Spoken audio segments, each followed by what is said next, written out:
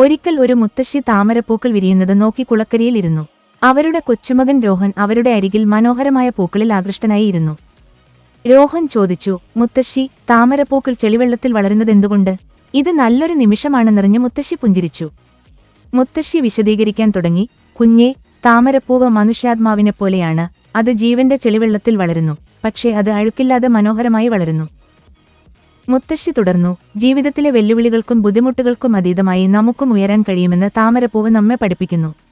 രോഹൻ ഒരു നിമിഷം ആലോചിച്ചു. അപ്പോൾ മുത്തശ്ശി പറഞ്ഞു, നമ്മൾ ജീവിതത്തിലെ നല്ല കാര്യങ്ങളിൽ ശ്രദ്ധ കേന്ദ്രീകരിക്കണമെന്നും മോശമായ കാര്യങ്ങൾ നമ്മെ തളർത്തരുതെന്നും.